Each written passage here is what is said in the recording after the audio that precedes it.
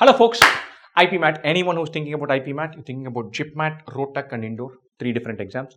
Course from 2 IM starts on March 31, 6 hours per day, big sprint till April 21 and then a bunch of mocks. Sign up, best wishes. Let's look at the set of questions which had common instructions. We'll read the instructions first.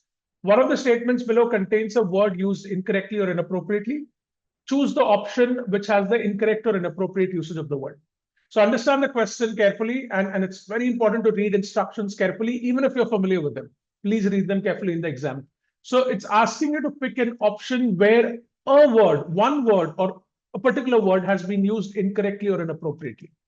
Okay, so 3 options will be fine. 1 option will have a sentence where a word has been used incorrectly or inappropriately. Our job is to pick that incorrect one. Okay, now when you look at these sentences, sometimes they'll highlight the word that they want you to focus on, but here they haven't mentioned or highlighted any word. So you have to look at the sentence and pick that sentence where a particular word has been used incorrectly. It could be any word. All right, but still, it's not like you'll have to focus on each word. When you scan the sentences, you'll realize there is a common word typically. I mean, sometimes they might just give you totally different sentences, but that's unlikely. In this case also, when you quickly scan the sentences, you'll realize there's one common word, and that will tell you that that's the word that you need to focus on. Okay, so let's quickly scan them. When it's not too thick, it talks about callous here. You see callous here as well. You see callous here as well. You see callous here as well. So callous is the common word. So that's a clear indicator that we need to focus on the usage of callous and pick the option which doesn't use callous correctly. Okay, right. Let's look at sentence 1. When it's not too thick, the callus protects the foot from damage. Now, what is callus? Callus is hardening of the skin. Okay, typically calluses, it's a physical thing, hardening of skin that appears either on your hands or on your feet. Right, when you overexert your hands, let's say if you're using a machine or a tool and you overexert your hand, right, and there's a lot of wear and tear, then calluses can appear on your skin, hardening of skin. Similarly, if you overexert your feet, you can have calluses on your feet as well. So it's definitely physical and it's hardening of the skin. Therefore, sentence 1 is absolutely correct. So when it's not too thick, the callus protects the foot from damage. Okay, this is absolutely correct. But this is not our answer because we're looking for incorrect word.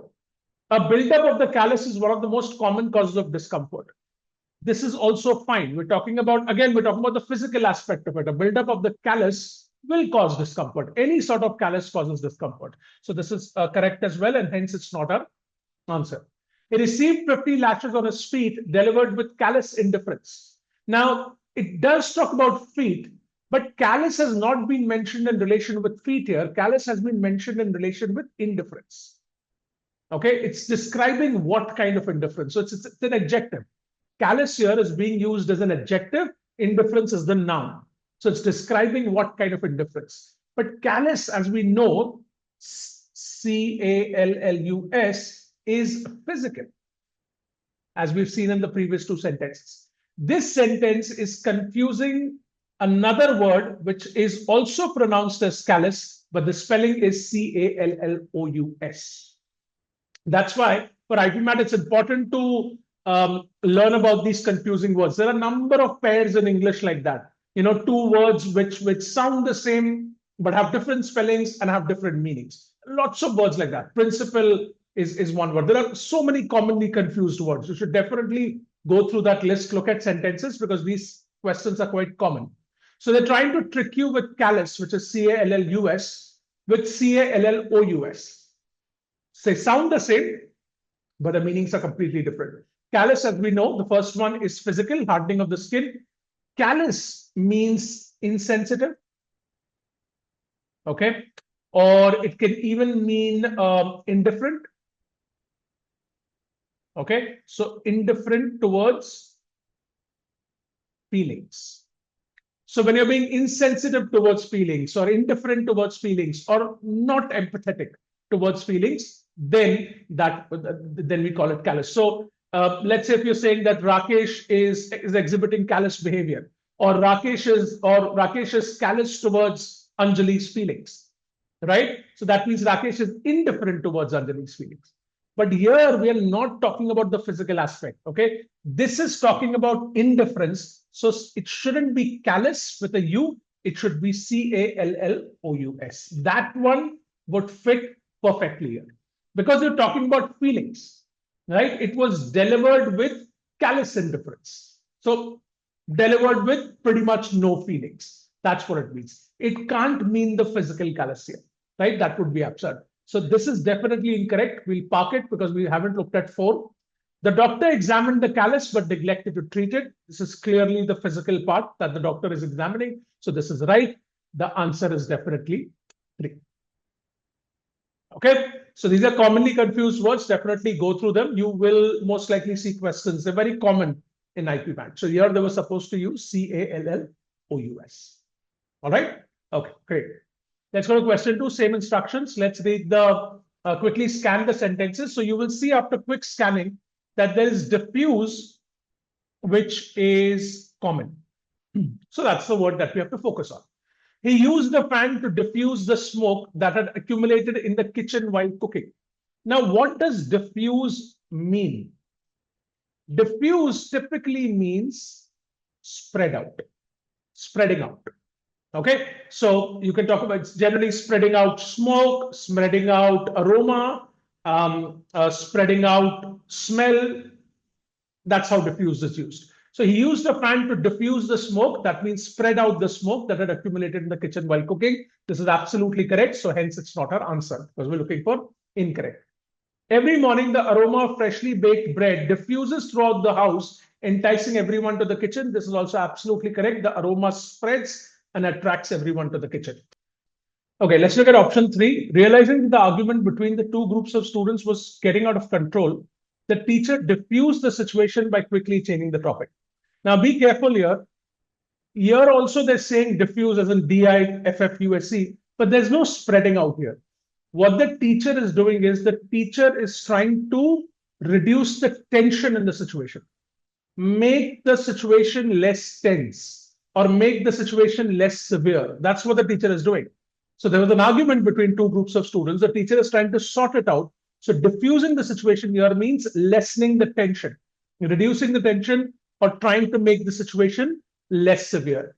We wouldn't use diffuse because there's no spreading out. There is another word which goes as DEFUSE, which means making it less severe or lessening the situation, or it's also used in case of diffusing bombs, right? Because bomb is danger. So by diffusing the bomb, you're reducing the danger. So when you reduce danger, tension, then we use diffuse as in DEFUSE. So there is a fuse, you're diffusing it, so you're lessening the danger or the tension. So that is definitely incorrect. It can't be diffused. There's no spreading out. It should be DEFUSE. Let's park this. The stained glass diffused the light filtering through the windows. This is absolutely correct. It spread the light filtering through the windows. So this is not our answer. Our answer is definitely 3.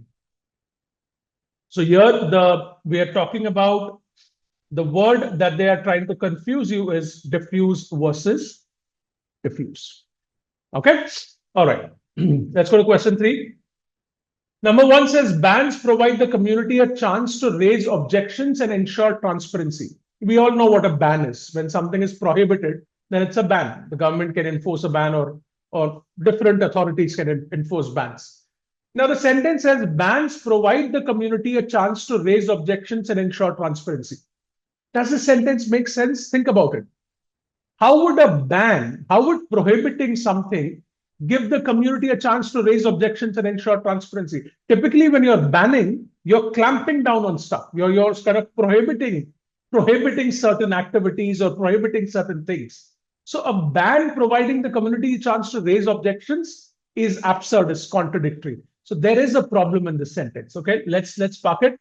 It looks like bans has not been used in the correct way, this word. And if you scan the sentences, you will see that bans is used here as well in every sentence. So that's definitely the word that we have to focus on. Looks like in 1, the word ban has not been used correctly. Let's look at 2. Organic farming bans the usage of all pesticides and involves manual weeding. This is absolutely correct. Organic farming prohibits the usage. So this is correct. This is not an answer. The government bans anyone with irregularities in their passports from traveling abroad. This is correct as well. The government prohibits anyone. This is not our answer. The Child Marriage Restraint Act bans the marriage of those who are below 18 years of age. Again, it is about prohibition. So this is also correct. Sentence 1 is our answer because bans has not been used correctly there. Okay, so here they're not really confusing you with like similar sounding words, but just that the word bans has been used incorrectly in the first sentence. Okay, all right, so be sort of, you'll have to be a little sharp with these questions. Okay, let's look at question 4. During a summer holiday, she usually went to the village to stay with her grandparents and her large extended family. Okay, so it's a long sentence. So let's look at the common word that we have to focus on. You will quickly scan and you will realize that stay is that common word. Okay. So if you're able to spot that quickly, then it makes your job easier. So one says during a summer holiday, she usually went to the village to stay with her grandparents and a large extended family. This is fine. Stay is being used correctly there. Okay. All right. So this is not an answer. She said, I always stay awake late into the night till my daughters come home, as I worry a lot about their safety. Here also stay awake is absolutely correct. Okay. So here means staying at a sort of like a physical place. Here we are using it with awake. That means the person is awake till their daughters come. Stay awake is an absolutely valid and correctly used phrase. The ownership of the property went to the eldest son of the family, but the other siblings went to court and asked for a stay order. Now see, stay order is different. Stay is being used differently here, but we have to understand, is it correct or not? What is a stay order? Stay order is used with legal proceedings. So it's being used with legal proceedings, but what does it mean? When the court, when somebody asks for a stay order, they're asking for a pause on any kind of enforcement, pause on any kind of deal, or pause on any kind of judicial proceedings. So stay order is nothing but asking for a pause. And typically it is connected with law and courts. So what's happening here is the ownership, there's the ownership dispute, clearly property dispute. The ownership is going to the eldest son of the family, but the other siblings went to court and asked for a stay order. So they asked for a pause on the transfer of ownership. Okay, because they had certain objections and it becomes a case and the case is sorted in the court. So here it is being absolutely used correctly, used in conjunction with law, and it means asking for a pause. This is not an answer. Due to the ban on slaughter of cattle, the neglected ones often stay away, wandering into fields and eating the crops. That's a little bit of a tricky one, but look at the sentence. There is a ban on the slaughter of cattle. That means cattle can't be killed for food consumption. Right? There's a ban on the slaughter of cattle. So when there is ban on the slaughter of cattle, that means you'll have too much cattle, isn't it? Because you're prohibiting that, people should not kill cattle. So that means there'll be a lot of cattle, and the person who's taking care of cattle might find it difficult to take care of all of them because there's so much of cattle now. So the neglected ones often stay away. Doesn't make sense. What they're trying to say here is stray away. Whoever's taking care of them cannot take care of all of them because the number has increased. So the neglected cattle often wander away into fields and eating the crops. So straying means wandering, and straying is typically used with cattle and animals. Right? I mean, you can also say a human, a man or a woman has gone astray, but that's a different meaning. But here, neglected ones often wander away because the person who's taking care of them is not able to manage or is not able to provide good care and monitoring for the entire cattle. So here the word should have been stray and not stay. Neglected ones often stay away. Doesn't make sense. It's not that the cattle is staying away by choice. That doesn't make sense. So the word usage should be stray. This is incorrect, and hence this is our answer. Okay, this is a little tricky. This question is definitely tricky because it also has stay order and stay being used in different ways, and you have to read it carefully as well, right? Because if you read this as stray, I mean, that I don't think should happen because you're looking for that common word, but you'll have to be a little sharp with these questions. Okay. Let's look at question 5. The rules of the organization proscribes members from engaging in conflicts of interest. Now, you would have heard of prescribes, but there's also a word which is proscribe. Proscribe is less less common. Prescribe is very common. Prescribe, you've heard, right? Prescription. The doctor prescribes medicines, right? That's a very common word, but there's also proscribe. Now it says the rules of the organization proscribes members from engaging in conflicts of interest. A quick scan will tell you the word that we have to focus on is definitely proscribes. Okay. Now, if you know the meaning of proscribes, it becomes easier. But let's say you don't know the meaning of proscribes. So let's see. Let's scan the sentences and see if we can pick out an incorrect one. Let's leave the first one. The coach proscribes late night parties. Could be. The company's policy proscribes the employees from disclosing confidential information. Could be. Now, 4 says the software manual proscribes step-by-step instructions for installing and configuring the program. Now, if you know prescribes, okay, prescribing is giving a set of instructions. So when the doctor gives you a prescription, the doctor is giving you a set of medicines and instructions to take that medicine. Similarly, a manual, when it's giving step-by-step instructions, it should be prescribes. Okay, so here it's quite likely that this has been used incorrectly. So, I mean, if you're sure, if you're sure that, let's say you don't know the meaning of proscribes, but you're sure that 4 should be prescribes, you're pretty sure, then you can take a little bit of a risk and mark 4. Okay, but if you don't know the meaning of proscribe and you're not sure about 4 as well, then you'll probably have to leave this question. Okay, so proscribe means banning, okay, or prohibiting.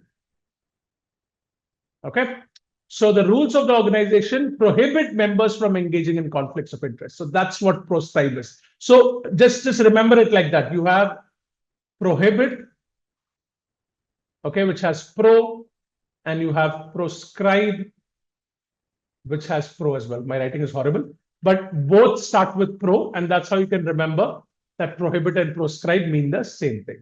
So this is fine. This is not an answer. The coach prohibits late night parties before an important game. Proscribes is correct. The company's policy prohibits employees from disclosing confidential information to unauthorized individuals. This is correct as well. But this should be prescribes. Okay. All right. And hence this is our answer. The answer is definitely 4. So remember the pro technique. It will help you remember that it's prohibit and proscribe. All right. Let's look at the next question. The sound of laughter and loud music from the neighbor's house disturbed his train of thought as he was writing his farewell speech. Okay, so a quick scan will tell you the word that we're focusing on is train. Okay, now see, train has different meanings. We obviously know train, the train that runs on a railway track. Okay, rail gadi, as we say in Hindi, we know that. We know train can also mean training someone. Right? But look at this first one. It's an interesting usage. The sound of laughter and loud music from the neighbor's house disturbed his train of thought as he was writing his farewell speech. Now, what does this mean? Flow of thought. Is this correct usage? It is correct usage. Train of thought is absolutely correct. It's not commonly used, right? But it is absolutely correct English. More than writing, it is used in while speaking. And in the corporate world also, people tend to use this phrase a lot, right? I tend to use this a lot as well. So disturbed his train of thought. That means disturbed his flow of thought. So this is correct. But let's say in the exam, you're not sure about this. So you can park it. Okay, let's leave it. If you're not sure what train of thought is, come to 2. If you really want to see the landscape and the scenic countryside, it is better to take a train or go by road rather than by plane. This is absolutely correct. We know train, physical train is not an answer. I'm trying to eliminate. By following the train of blood on the platform, the police located the body of a young woman who'd been brutally stabbed. Train of blood? That doesn't make any sense. You can't have a train of blood.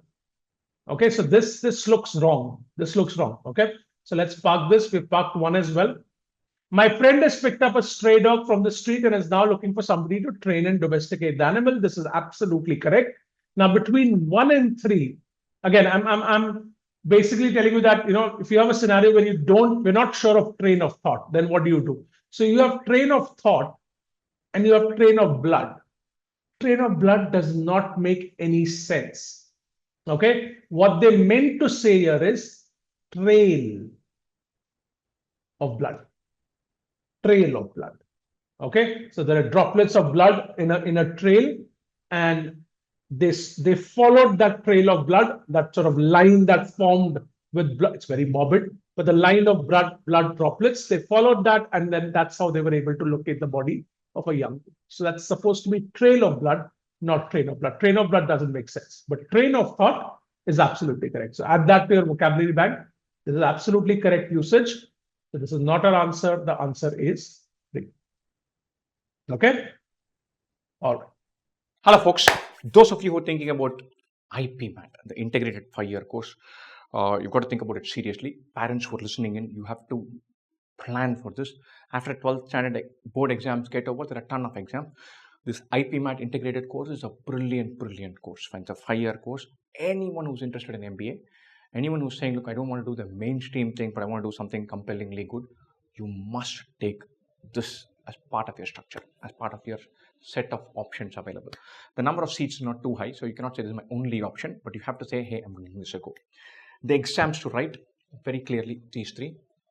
On IPMAT is on April 26th. IPMAT for Rohtak is on May 5th. Indore is for May 12th. This is the simplest exam. This is the toughest exam. So be a nice gradation. You have to prepare for it. It's not a bleeding obvious exam that you can just go and wing it. There's also data interpretation, logical reasoning section. We guys have a course for it, which covers a bunch of live sessions. We'll be doing 6 hours of live sessions for 3.5 weeks as a run up to the exam. Bunch of mocks that we will administer to them and discuss and help and mentor and plan all of that with detailed video solutions. Whatever we do, we'll have detailed video solution for the previous year papers. We'll discuss them also in great detail.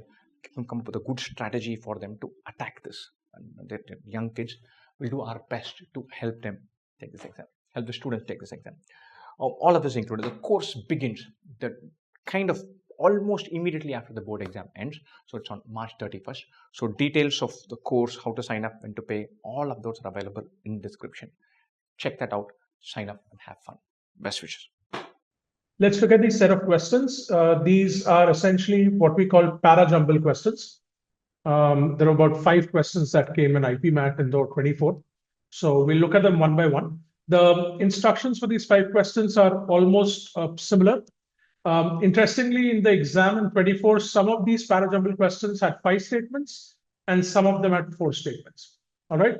But again, whether it's 4 or 5, the instructions pretty much remain the same. So let's go through these instructions and we'll solve question 1. It says the sentences given below, when properly sequenced, form a coherent paragraph. Each sentence is labeled with a number. Decide on the most logical order and enter the sequence of numbers in the space provided. Very interesting. So what they're saying is decide on the most logical order and enter the sequence of numbers in the space provided. So this didn't come as a multiple choice question last year in Indore. This came as what we call a theta question. A theta question is type in the answer. So you had to type in the answer yourself. You had to type in the sequence yourself. You weren't given options. Only numbers are to be entered in the space provided for the answer, and no letters, characters, or spaces should be entered. For example, a response such as 53412 is valid, and responses such as 53412 is also valid, but 53 space 41 space 2 are invalid. So keep that in mind. Whenever there's a theta question, they give you a box to enter those numbers. Only enter numbers without spaces. Don't enter anything else. Okay, otherwise it's all automated, so it won't be counted and you lose those marks because the system won't consider anything with spaces or letters will be ignored. So keep that in mind. Please read the instructions carefully. So question number 1 that we're going to look at were 5 statements. And the whole idea of a para-jumble is to put these statements in the correct order so that you form a coherent paragraph. Okay, so how the question set as sets is they take a paragraph from a real world article. Okay, they jumble up those sentences, give it to you. Your job is to put those sentences in the correct order so that it forms a coherent paragraph.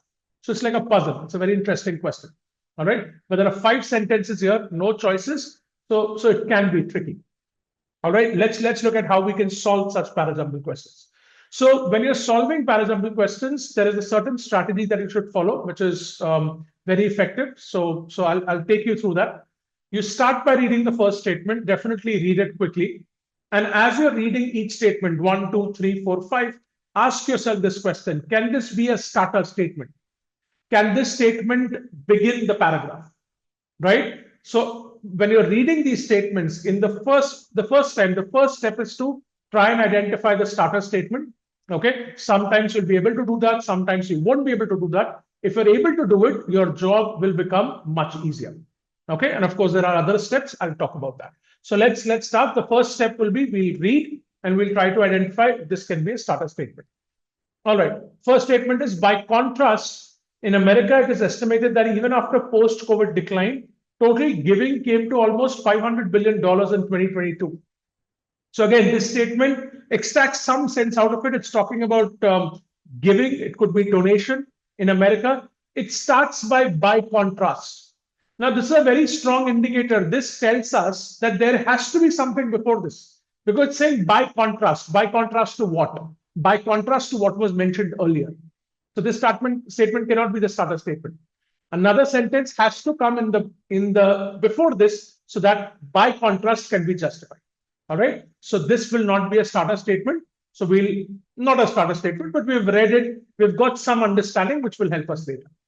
All right. Let's look at number 2. There are no comparable data on different countries, but one report by Dasra, a Mumbai-based NGO, estimates total private giving in India came to about 13 billion in 2022.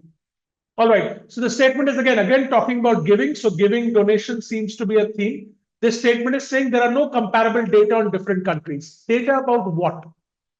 Right? Of course, the second statement does talk about giving. But if you're saying there are no comparable data on different countries, most likely there was a sentence before which spoke about what kind of data. Right? Otherwise, if you put this in the beginning, it will seem a little abrupt, because the question is data about what. So whenever a sentence raises a question in your head, that's an indicator that there should be a sentence before that. Okay, so this is unlikely to be a starter statement. All right, let's go to 3. A strategic sort of giving involving philanthropy professionals, a long-term lens and big ambitions of transforming society is gradually emerging. It differs, of course, between countries. Now, can this be a starter statement? Think about it. See, look at this statement. Look at how it is constructed.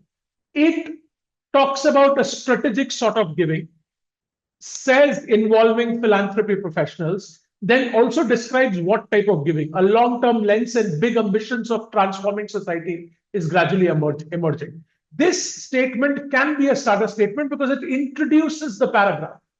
It seems like a sentence that can introduce a paragraph. It is not just saying giving, it is also explaining the nature of giving. Okay, so starter statements are often generic statements, broad statements, and typically they don't have pronouns, right? Because when you have a pronoun, that means there has to be a noun before that. So typically, indicators of a starter statement: generic statements, broad statements, introductory statements, obviously without pronouns. So this is a reasonably good introductory statement. It also says it differs, of course, between countries. Now, can this be a starter statement? Yes, this is a good candidate, especially out of the 3 that we have read so far. This seems to be the best. So I'm just going to write a quick S there. Let's go to 4. Researchers of the Chinese Academy of Social Sciences put total giving in China at 21 billion in 2020. Now, can this be a starter statement? If I compare this with 3, 3 is definitely more generic, and starter statements tend to be generic. 4 is very specific, right? It's talking about the total giving in China. It's also giving you a number, very, very specific. It's a detail. Specific detailed statements typically come later in the paragraph, typically. So if you compare 4 with 3, 3 is still the best candidate.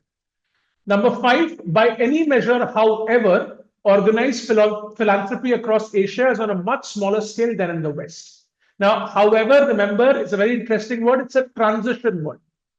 When you have however, typically what happens is the author goes on a different track.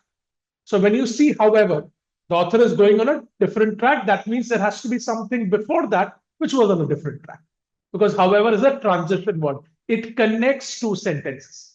So you have sentence A, which is on a particular track.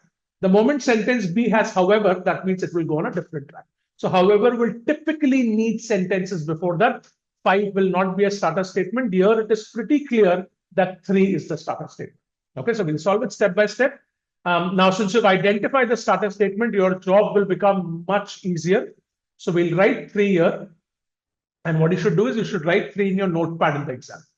Okay, now we've successfully identified the starter statement.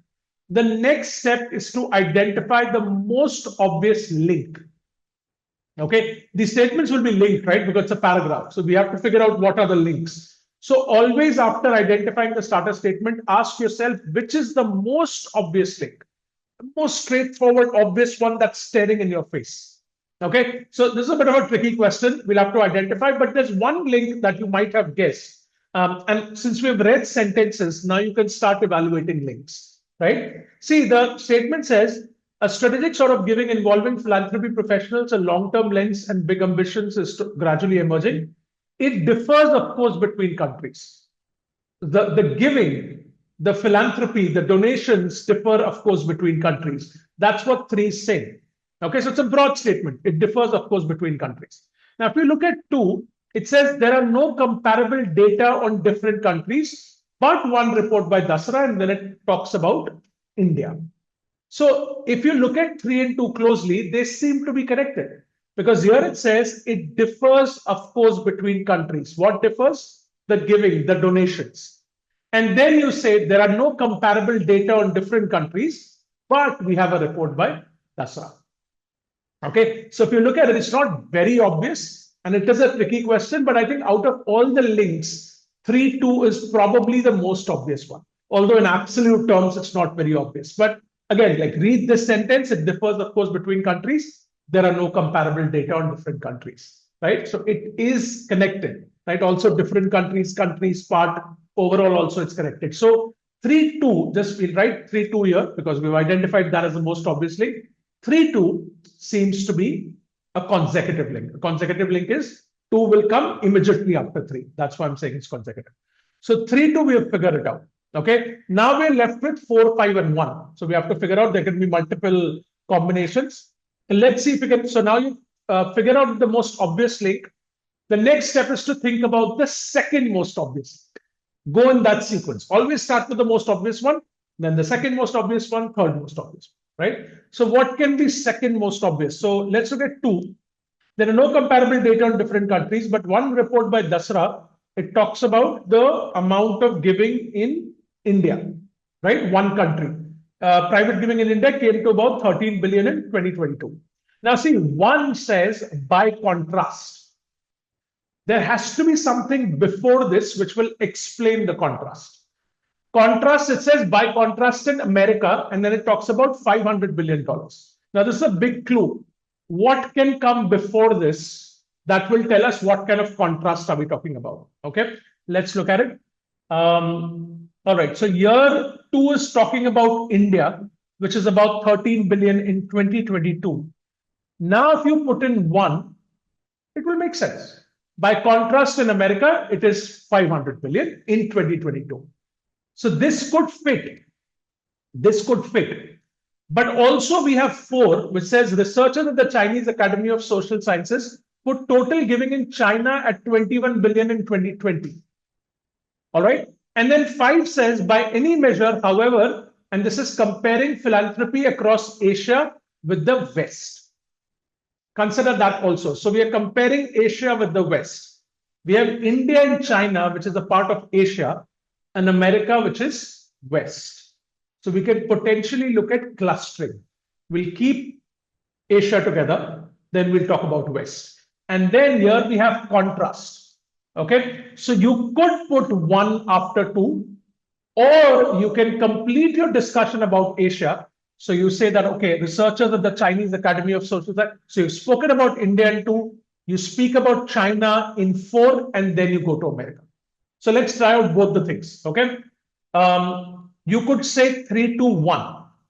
Let's see if that works. Because by contrast in America, it will work after 2. But if I put 1 after 2, I'm left with 4 and 5. Where will I put 4? Think about it. And that's why this is a tricky question. Some of you might have thought that, okay, 3, 2, 1 makes sense, and it does make sense. But if I put 3, 2, 1, if I place 4 after 1, the flow becomes abrupt. Because 2 is talking about India, which is Asia. 1 is talking about America, which is West. 4 is talking about China, you're back to Asia. That's weird. That wouldn't happen, right? And then 5 wraps it up by comparing Asia with West. But why would you separate Asia like that? you would cluster Asia together. So 3, 2, 1, 4, the flow is abrupt. So we're going to eliminate this. We'll go back to 3, 2. Can we put 4 here?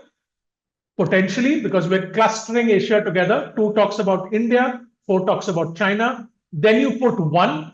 By contrast in America, it still makes sense because you're contrasting Asia with America. So 3, 2, 4, 1. And then finally, you say by any measure, however, organized philanthropy across Asia is on a much smaller scale than the West. You can wrap up the discussion with 5. Okay, so 5 is a good closing statement because it summarizes the discussion. So 3, 2, 4, 1, 5 is indeed the answer here. This is a tricky question. Okay, because 5 sentences, number one, it's a data question with 5 sentences. And the 3, 2, 1 seems very attractive, but 3, 2, 1, 4 will not work. The only combination that makes sense in terms of flow, and we should always look at the flow. The paragraph should flow seamlessly, right? That's what a paragraph is. Ideas should flow smoothly. So 3, 2, 4, 1, 5 is a smooth flow, but tricky question, very tricky. So if you come across such questions in the exam, don't end up wasting a lot of time on them. If you're not able to crack a para-jumble, okay, let's say you've spent about a minute and a half, 2 minutes, and you're not getting anywhere, leave it. If there's a negative marking, leave it. If there is no negative marking, because sometimes theta questions don't have negative marking. So check that on the paper. If there's no negative marking and you're not getting anywhere after 1.5, 2 minutes, just punch in something and don't spend a lot of time. Don't end up wasting a lot of time on tricky questions. And this is indeed tricky. Okay. All right. You should always target the manageable questions first, right? In the paper, always make sure that all the manageable questions should be dealt with first, and then you come to the difficult ones. All right. So this is the key one. So again, just to summarize, we read the statements one by one.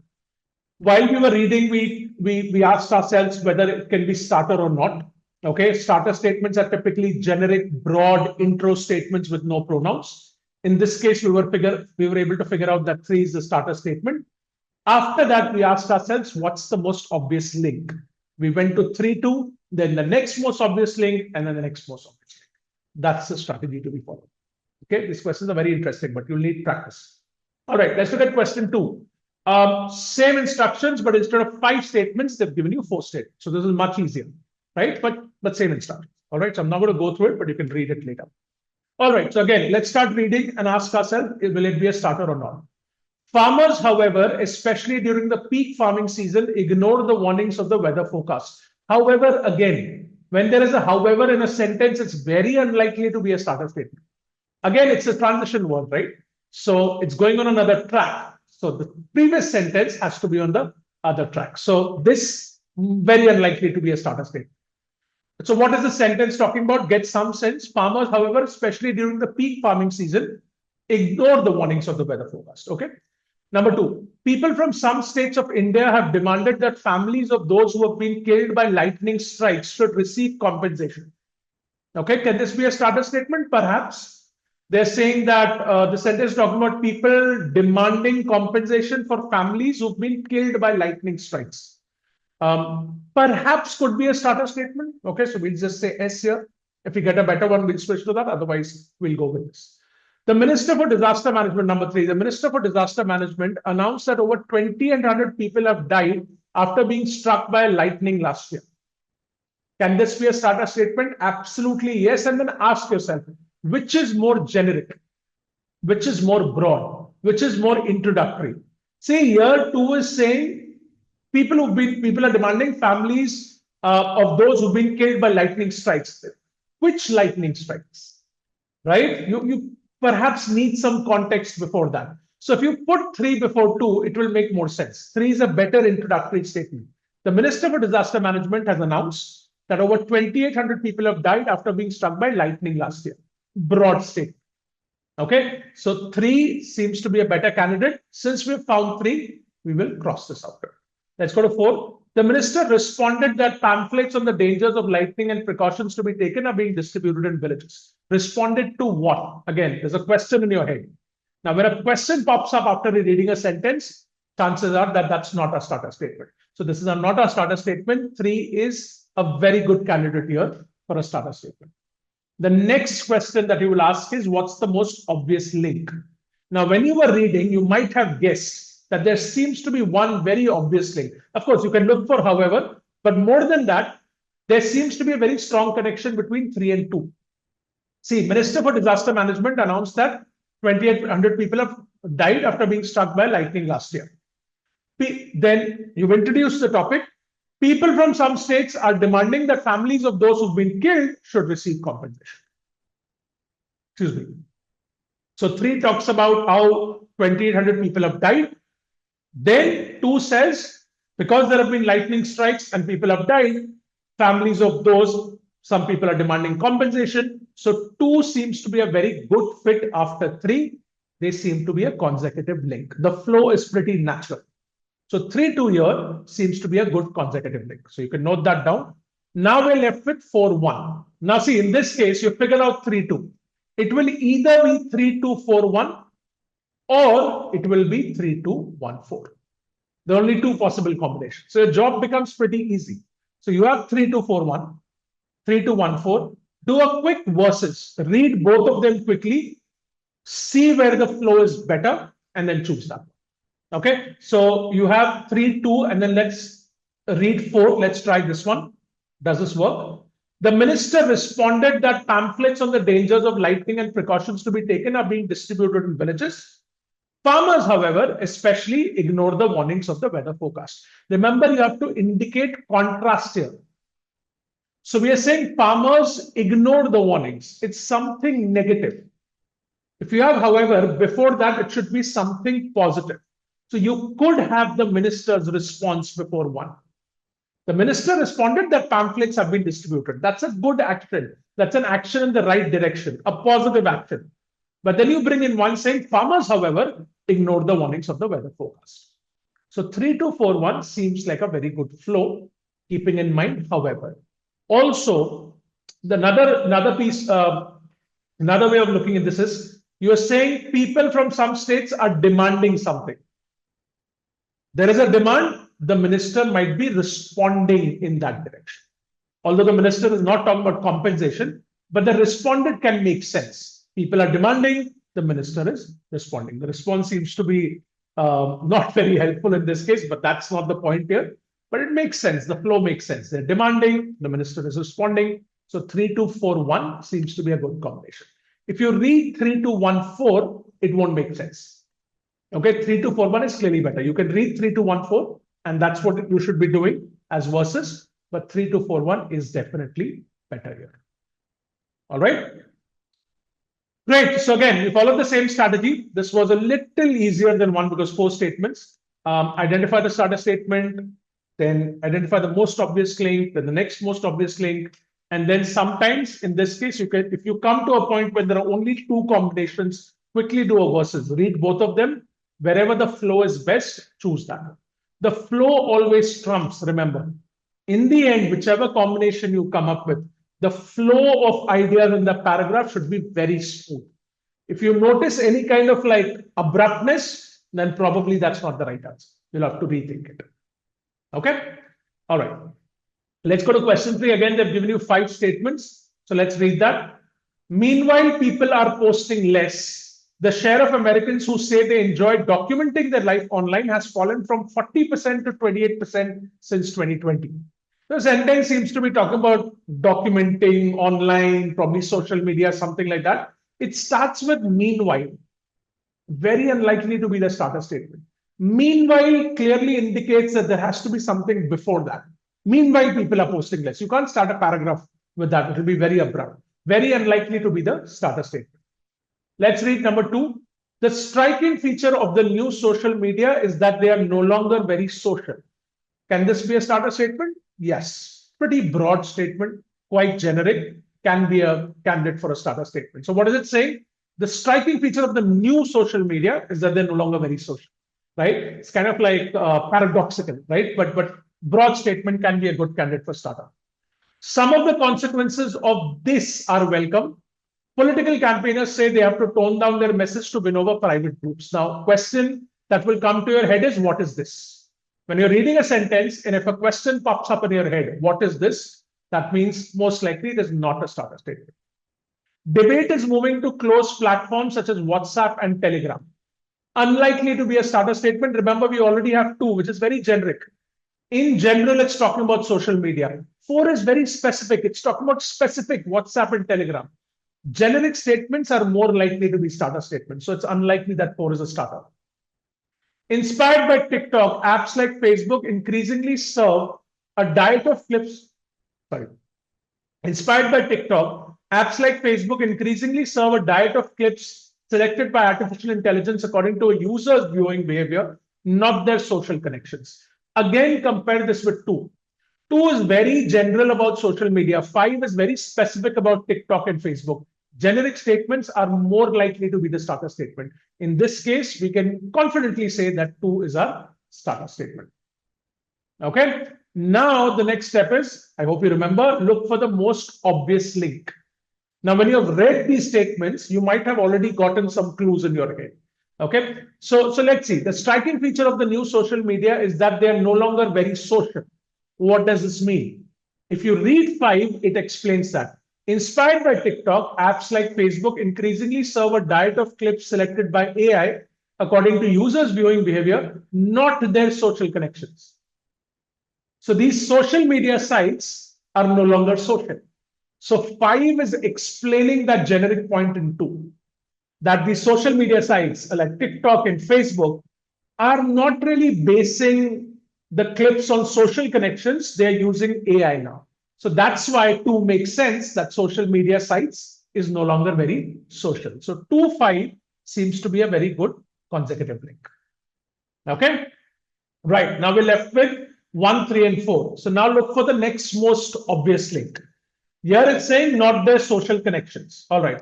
It says some of the consequences of this. So what is this? We have to answer that. Political campaigners say they have to tone down their message to win over private groups. All right. Look at 4. Debate is moving to closed platforms such as WhatsApp and Telegram. Closed platforms is very similar to private groups. All right. So if debate is moving to closed platforms such as WhatsApp and Telegram, then we can say some of the consequences of this, of the debate moving to closed platforms, political campaigners say they have to tone down their message to win over private groups. Why? Because now it is a closed platform. As opposed to the debate being on social media, now the debate is on private groups and WhatsApp and Telegram. So 4, 3 seems to be a good consecutive link. Okay, so we have 2, 5, we have 4, 3. Now the question is, where do you fit 1? It says, meanwhile, people are posting less. The share of Americans who say they enjoy documenting their life online has fallen from 40% to 28% since 2020. This is also, one is talking about a certain trend on social media.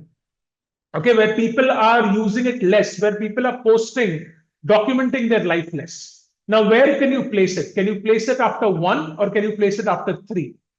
After 3, it will not make sense because the discussion has become quite specific, right? The discussion in 4.3 is about closed platforms and political campaigning. 1 seems to be a more generic statement about social media. So can it fit after 5? Let's see. So inspired by TikTok, apps like Facebook, then it says not their social connection. So it's giving you a trend on social media. If you put 1 here, it says, meanwhile, people are posting less. The share of Americans documenting has gone down. So this is also a trend of social media, right? So again, you can say it's related to social media not being very social because people are not using it often. They're not documenting their life online anymore. So 1 seems to come after 5. So we have 2, 5, 1. We know that 2 is the starter. We have 4, 3. So the answer most likely will be 2, 5, 1, 4, 3. Okay, it's a tricky one. I mean, again, it's 5 statements, so it is tricky, and also it can be, I mean, more than tricky. I think question 1 was very tricky. Question 3 can be time consuming. All right, but definitely 2, 5, 1, 4, 3. Again, don't spend a lot of time in the exam. If you can quickly get it like 1.5, 2 minutes, that's fine, but you can't spend 5 minutes on this question, right? So that is something that you have to judge. And if there is no negative marking, and if you're not getting anywhere after some time, punch in something and move on, right? But this can be a little time consuming, right? Okay, let's go to question 4. So there are 4 statements. This hopefully should be easier. Let's see. Statement number 1. In this microgravity environment, your blood also tends to move towards the heart and head. In this microgravity environment, the question that pops up is, what is this? If a question is popping up, very unlikely to be a starter statement. Both effects are only short-lived, and after a brief period of readjustment on arriving back home, the heart and spine return to normal. Both effects, again, what effects are we talking about? Very unlikely to be a starter statement. The heart interprets this as an increase in the amount of blood in the body and that it needs to pump less, so it shrinks. Again, what is this? We don't know. Very unlikely to be a starter statement. 4. In space with less gravitational force than on Earth, there's less pressure on your spine, and so it will get a bit longer, effectively making you as much as 2 inches taller. This is a generic broad statement. So out of the 4 candidates, it's fairly obvious that 4 is the starter statement. Now let's look for the most obvious link. It said both effects. So we need something which will talk about effects before that. 4 doesn't really talk about both effects. 4 talks about probably one effect, which is about your spine. So 2 will not come after 4. But let's see, what is the most obvious link? In this microgravity environment, do we have something which talks about this? Let's see. Your blood also tends to move towards the heart and head. Microgravity environment. In space with less gravitational force on Earth, there's less pressure on your spine. Then you can say in this microgravity environment, your blood also tends to move towards the heart and head. So 4-1 seems like a good consecutive link. Because 4 talks about the spine getting longer. 1 says your blood also tends to move towards the heart and head. 4-1 seems to be a good consecutive link. Now, let's look at 3. The heart interprets this as an increase. Now that this is explained here. When the blood tends to move towards the heart and head, the heart interprets this as an increase in the amount of blood in the body and that it needs to pump less, so it shrinks. So 3 comes here, makes sense. And then you have both effects, which is the spine and the heart. That discussion has already happened in 4-1-3. So 2 will make perfect sense. Okay, so the answer is 4-1-3-2. I think out of the questions that we've seen so far, this was manageable. Right? So if you follow the right strategy, read the sentences carefully, figure out the starter, most obvious links, this one is a manageable one. Okay? So this one is something that you should definitely attempt in the exam. All right, let's look at question 5. Again, 4 statements. The first one says the muddy concoction, quite long, but don't get, when you see long statements, don't get scared. Often when you have longer statements, it tends to be easier because there's so much of context. Right? So don't just run away from length directly. The muddy concoction made by grinding the kava plant's roots and mixing it with water to create a dark, earthy liquid holds a deep cultural significance throughout the region, and the drink is often shared between friends, guests, and colleagues. The muddy concoction. What muddy concoction? This can't be very unlikely to be a starter. You need some kind of context here about the muddy concoction, right? But talks about like how it is made and stuff, but still as a starter, it's unlikely. Regular kava drinkers often describe this blissful state as a sort of peace, a way for the body and mind to uncoil from itself. Again, the question pops up is, what is this blissful state? Unlikely to be a starter. Called Yakona in Fiji, Ava in Samoa, and Sakau in Micronesia, kava has occupied a sacred role in Pacific countries for centuries. Now, see, look at the statement. Very broad, very generic, very introductory, right? Strong candidate for a starter statement. Introduces kava. A swig or two taken from a bowl or shell, sometimes quite literally a coconut shell cut in half, can lead to profound relaxation, a sort of numbness that trickles down from your mouth through your shoulders and spine. Swig or two taken of what? So again, can't be a starter statement. It needs a precedent. Swig or two taken of what? So can't be a starter. Pretty clear that 3 is the starter statement because it introduces kava, right? So kava has occupied a sacred role in Pacific countries for centuries. Now we have to look for the next most obvious link. All right. So let's see. Let's look at 2. Regular kava drinkers often describe this blissful state. So do we have a statement that talks about the blissful state? Let's look at that. This statement talks about profound relaxation, right? So 4-2 looks like a good consecutive link because it says swig or two when you take can lead to profound relaxation. Then comes to regular kava drinkers often describe this blissful state. Okay, so 4-2 seems like a very good consecutive link. All right. Now we have 1. Now the question is, where do we fit 1? We know that 3 is the starter.